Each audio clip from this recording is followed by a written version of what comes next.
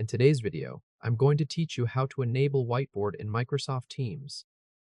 Let's get started by opening Microsoft Teams on your computer. Once Teams is open, look over to the left sidebar and click on Calendar.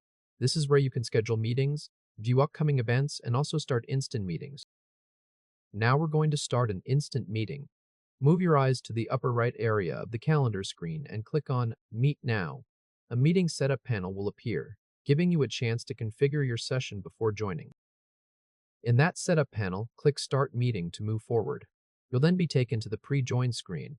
If you don't need your camera or microphone for this session, go ahead and turn both of them off using the toggles provided. Once you're ready, click Join Now to enter the meeting. The next step is to open the Whiteboard sharing option. At the top of the meeting window, you'll see the meeting controls. Click on Share from those controls. A sharing panel will slide open on your screen. Look through the panel until you find the Whiteboard section. Once you spot it, click on Microsoft Whiteboard. Now we're going to create a new whiteboard. Give it a moment to load, since the whiteboard picker or the canvas itself may take a second to appear.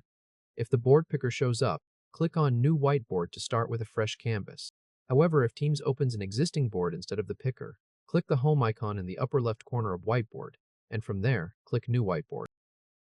With your blank whiteboard ready, let's add a quick text label to confirm that everything is working. Look at the whiteboard toolbar at the bottom of the canvas and click the text icon.